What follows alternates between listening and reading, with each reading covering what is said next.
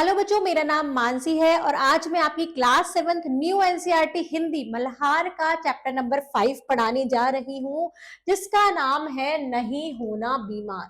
बीमार होना किसे पसंद है?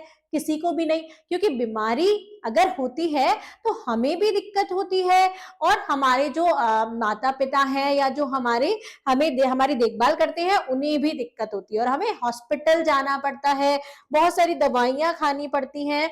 या कोई भी पर्सन जो भी बीमार होता है, उस किसी को भी बीमार होना बिल्कुल पसंद नहीं होता। तो चलिए पढ़ते हैं कि इस कहानी में ये बीमारी के बारे में हमें क्या क्या बताया गया है। एक दिन मुझे साथ लेकर नानी जी हमारे पड़ोसी सुधाकर काका को देखने गई। जो बीमार थे वे अस्पताल में भर्ती थे। अस्पताल जाने का यह मेरा पहला अवसर था। तो एक बच्चा है, वो बता रहा है कि मेरी नानी जी, मैं मतलब वो अपनी नानी जी के साथ क्या हुआ, उनके जो पड़ोसी थे सुधाकर काका, वो बीमार थे, हॉस्पिटल में एडमिट थे, तो वो उन्हें देखने जा रहा था। और ये उसका पहली बार था कि जिस जिस बार वो हॉस्पिटल जा रहा था, मतलब वो सबसे पहली बार हॉस्पिटल जा रहा था। तो आप देखते हैं कि उसका एक्सपीरियंस कैसे रहा, उसने क्या बताया हॉस्पिटल के बारे में।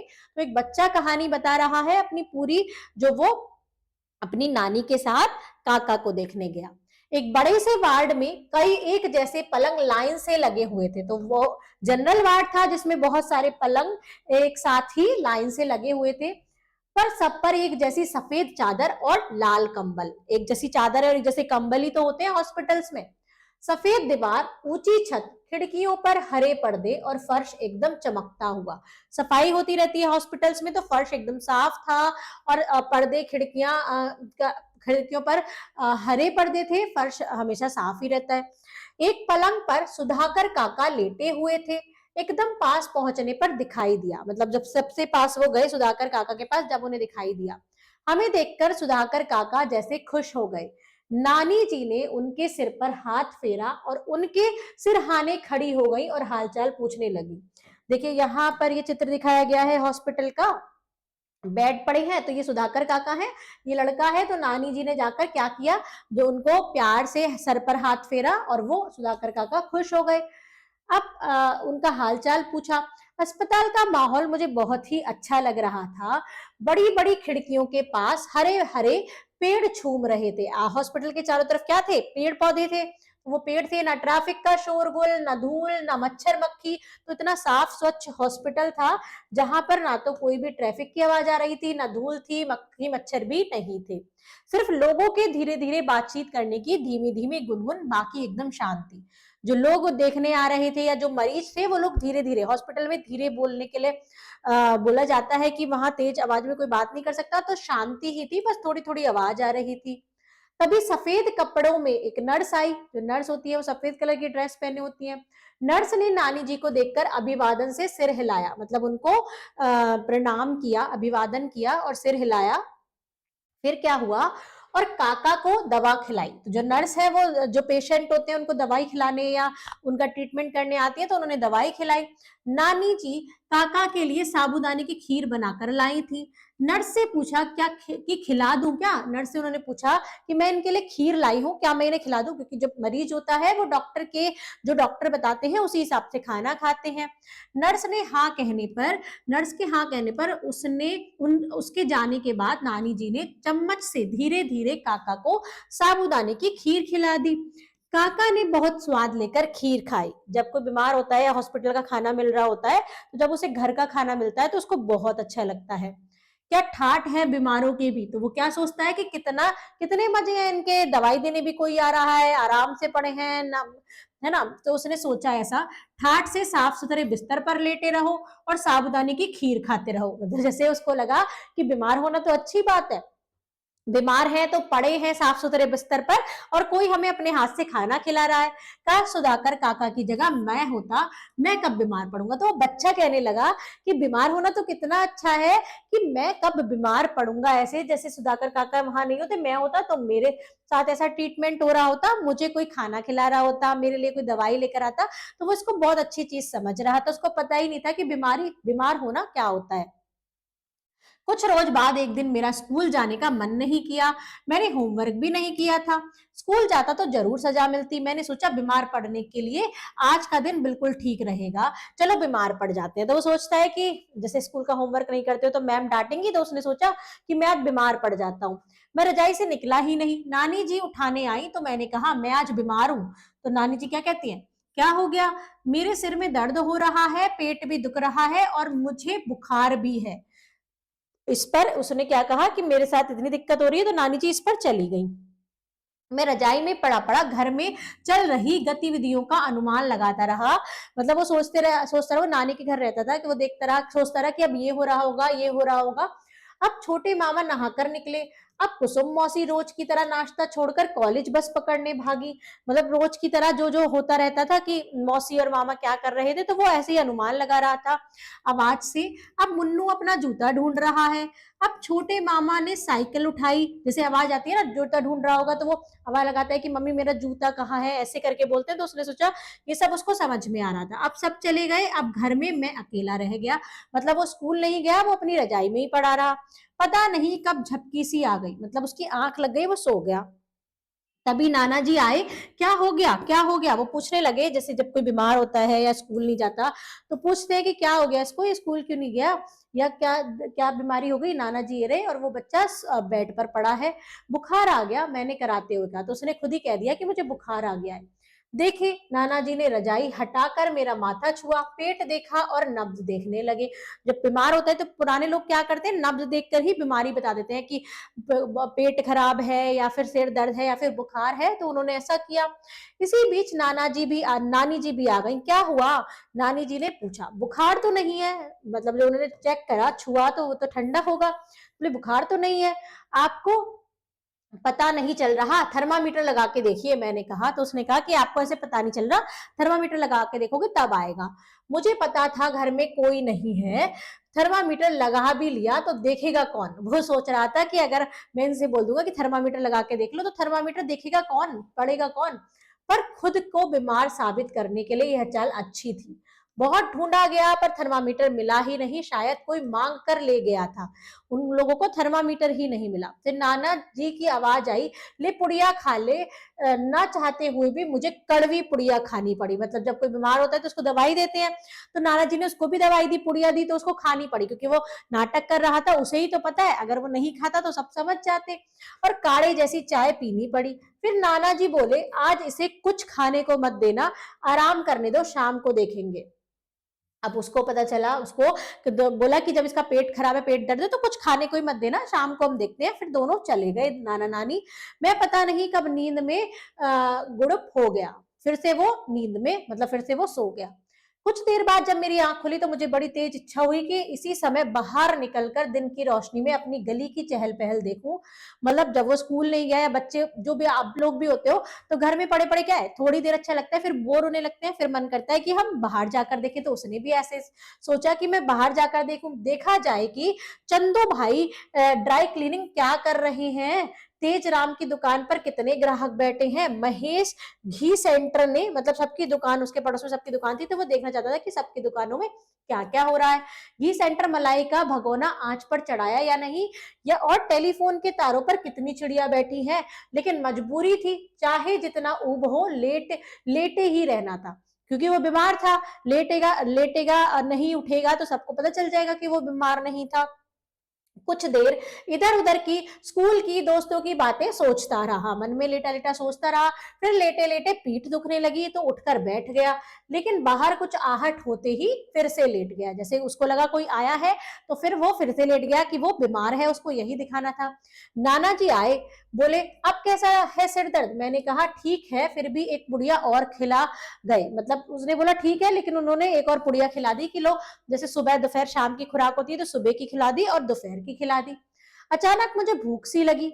अब वो बीमार तो नहीं था, लेकिन उसको भूख तो लगती, तो उसे भूख लगी। फल या साबूदाने की खीर मिलने की उम्मीद की, तो सुबह ही हत्या हो चुकी थी। मतलब उसको लगा कि फल या साबूदाना की खीर मिलती तो, लेकिन नाना जी ने तो सुबह ही मना कर दिया था कि कुछ नहीं मिलेगा। अब नानी जी से जाकर कहूं कि भूख लग रही है तो वह क्या करेंगी, ज्यादा से ज्यादा यही कि दूध पी ले, मतलब जब उन्होंने कुछ बनाया ही नहीं है, फल भी नहीं देंगी, ना खीर देंगी, तो दूध ही पीने के लिए बोलेंगी, या नाना जी के से पूछने चली जाएंगी, वो कह रहा है भूख लग रही है।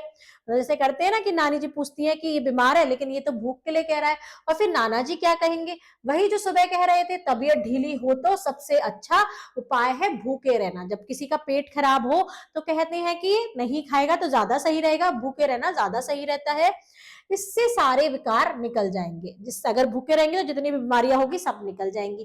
क्या मुसीबत है, पड़े रहो, आखिर कब तक कोई पड़ा रह सकता है।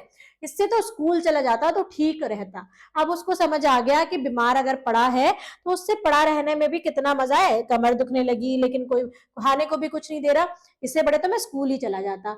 सजा मिलती तो मिल जाती, कितना मजा आता जब रिसेस में ठेले पर जाकर नमक मिर्च लगे अमरूद खाते कटर कटर। जैसे जब लंच टाइम होता है तो अमरूद बेचने वाला आता होगा उनके स्कूल में, तो वो सोच रहा था कि थोड़ी सी सजा ही तो मिलती, एक मैम का काम नहीं किया तो पनिशमेंट ही तो देती, लेकिन खाने को तो मिलता। फिर झपकी लग गई, वो फिर सो गया, लेकिन भूख के कारण ठीक से नींद भी नहीं आ रही थी, और आंख जरा सी लगती भी तो खाने ही खाने की चीज दिखाई देती, गर्मा गर्म खस्ता कचौड़ी, मावे की बर्फी, बेसन की चिक्की और गोलगप्पे, और सबसे ऊपर साबूदाने की खीर। पता नहीं क्यों साबूदाने की खीर सिर्फ उपवास और बीमारी में ही बनाई जाती है, जैसे गुंजिया सिर्फ होली दिवाली और पंजीरी सिर्फ पूर्णिमा के दिन ही बनाई जाती है। वो मन में उसके खाने के ही विचार आ रहे थे कि क्यों ऐसी अच्छी अच्छी चीज को हम बीमारी या व्रत में देते हैं, ऐसे ही नॉर्मल क्यों नहीं देते, क्यों, क्या ये चीज जब इच्छा हो तब नहीं बनाई जा सकती, कोई मना करता है।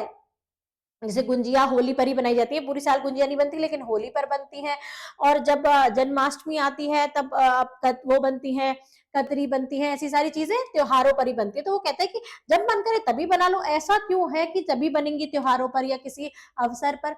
हे भगवान, यह तो अच्छी खासी बोरियत हो गई, पूरा दिन कोई कैसे लेटा रहे, और शाम को, क्या शाम को भी नाना जी बाहर नहीं जाने देंगे, क्या शाम को भी नाना जी बाहर जाने देंगे। वो सोचने लगा कि दोपहर तो जैसे तैसे कट गई, क्या शाम को भी नाना जी जाने से मना करेंगे।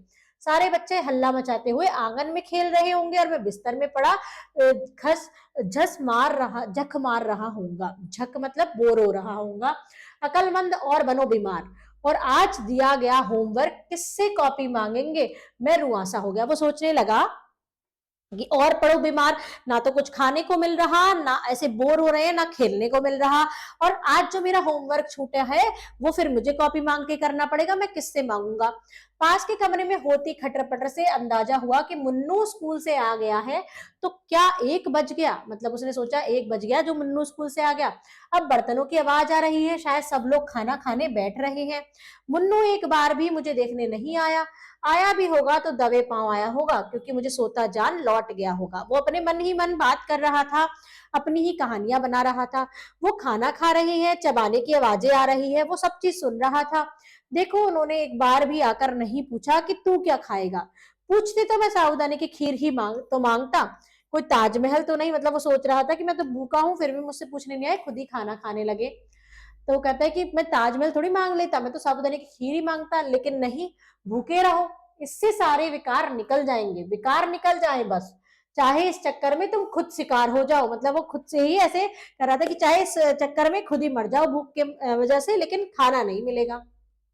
आज क्या खाना बना होगा, खुशबू तो दाल चावल की आ रही है, अरहर की दाल में हींग जीरे का बघार और ऊपर से बारीक कटा हरा धनिया और आधा चम्मच देसी घी। सब उसने अपने इमेजिनेशन वाली दुनिया में बना रखा था कि इसकी खुशबू आ रही है, हींग जीरे का बघार मतलब छौंका लगा होगा, और उस पर बारीक कटा धनिया डाला होगा, और उसमें आधा चम्मच देसी घी डाला होगा, फिर उसमें उन्होंने नींबू निचोड़ा होगा थोड़ा सा, इस बीमार को भी दे दे कोई। वो सोच रहा था कि मैं बीमार हूं तो थोड़ा सा तो दे दो, लेकिन खुशबू तो किसी और चीज की है। क्या हरी मिर्च तली गई है, मतलब फिर उसे हरी मिर्च की भी खुशबू आने लगी। उसे दाल चावल में मसल कर खा रहे हैं। जब रहा नहीं गया तो मैं रजाई फेंक कर खड़ा हो गया, दबे पांव दरवाजे तक गया और चुपके से झांक कर देखा। हाँ, दाल चावल तली हुई हरी मिर्च, मतलब उसने सही अंदाजा लगाया कि जब कोई भूखा होता है उसे हर चीज की खुशबू इतनी बढ़िया आती है, हर चीज का से स्मेल इतनी अच्छी आती है कि उसको सब समझ में आता है कि ये किस चीज की है। लेकिन मुन्नू आम चूस रहा था, गर्मी का समय था तो आम चूसा था, मतलब लेकिन मुन्नू आम चूस रहा था। आम इस मौसम में जरूर बंबई वाले चाचा जी ने भेजे होंगे, मतलब मौसम गर्मी का नहीं था, वो फिर भी आम चूस रहा था, तो वो सोच रहा है कि इस मौसम में आम खरा है, शायद बंबई में तो आम इस टाइम चल रहे हैं, तो चाचा जी ने भेजे होंगे। कैसे चूस रहा है, पूरी गुठली मुंह में ठूसे, जैसे आम कभी देखे न हो, भुक्कड़ कहीं का, पूरा हाथ भी सान रहा है। तो वो मतलब जब वो खुद भूखा है तो दूसरे के लिए ऐसा कुछ भी बोल रहा था। मैं जलन, गुस्से और कुड़न के पांव पटकता वापस बिस्तर में आ गया। उस पूरे दिन मुझे भूखे पेट ही रहना पड़ा, सारे विकार निकल गए। इसके बाद स्कूल से छुट्टी मारने के लिए मैंने बीमारी का बहाना कभी नहीं बनाया। तो वो समझ गया था कि अगर बीमारी का बहाना बनाऊंगा तो स्कूल जाने में तो थोड़ी सी पनिशमेंट मिलेगी, लेकिन बीमार होना तो कितना मुश्किल है। उसे पहले लगा था कि बीमार होना कितना अच्छा है, सब सेवा करते हैं, सब मतलब दवाइयां देते हैं और क्या करते हैं, खाने पीने को देते हैं अच्छी चीज, साबूदाने की खीर। पर उसको, उसने तो पेट में दर्द का बहाना लगाया था, तो उसको तो खीर भी नहीं मिली, उसको पूरा टाइम भूखे रहना पड़ा। तो उसको समझ में आ गया कि ये बहाना बनाना बिल्कुल भी अच्छा नहीं है, मतलब बीमार होना बिल्कुल भी अच्छा नहीं है। आगे से उसने कभी ऐसा नहीं किया। ये स्वयं प्रकाश। आगे बढ़ते हैं स्वयं प्रकाश लेखक के बारे में। स्वयं प्रकाश हिंदी के जाने माने लेखक थे। उनकी कहानियां बच्चों और बड़ों के दिलों को छू जाती है। तो मतलब एक कॉमेडी सी कहानी है, ऐसी ये कहानी लिखते थे जो लोगों को अच्छी लगती थी। स्वयं प्रकाश की कहानियां पढ़ते हुए लगता है मानो वे हमारे ही जीवन की कहानियां हैं। आपने भी कभी बहाने बनाए होंगे स्कूल न जाने के लिए बीमारी के, तो ऐसा लगता है कि हमारी कहानियां, हमारे ही अनुभव उन्होंने लिख दिए हैं। उन्होंने बच्चों के लिए कई मनोरंजक कहानियां लिखी हैं, जिसमें उनके साहसिक कारनामे, मित्रता और जीवन के छोटे छोटे लेकिन महत्वपूर्ण पहलुओं को बड़ी रोचकता से प्रस्तुत किया गया है। स्वयं प्रकाश की कहानियां की विशेषता यह है कि उन्हें पढ़ते समय ऐसा लगता है जैसे कोई पुराना मित्र बातें कर रहा हो। तो ये कहानी पढ़ते हुए आपको बहुत मजा आया होगा। उनकी कहानियां ना केवल मनोरंजन, जैसे ऐसे लगा कि आपका कोई दोस्त ही है जो अपने बारे में बता रहा है। उनकी कहानियां ना केवल मनोरंजन करती हैं, बल्कि सोचने समझने के लिए नई दिशाएं भी देती हैं। मात्रा और भार अगली किताब, ज्योति रथ के सारथी, फिनिक्स आदि इनकी कई रचनाएं हैं। तो आप अगर इनकी और भी रचनाएं पढ़ना चाहते हैं तो जरूर पढ़िएगा, क्योंकि आपको मजा भी आएगा, मनोरंजन भी होगा और सीखने को भी मिलेगा। यहाँ पर आपका चैप्टर होता है कंप्लीट। मिलते हैं नेक्स्ट वीडियो में नए चैप्टर के साथ, तब तक के लिए bye bye and thank you.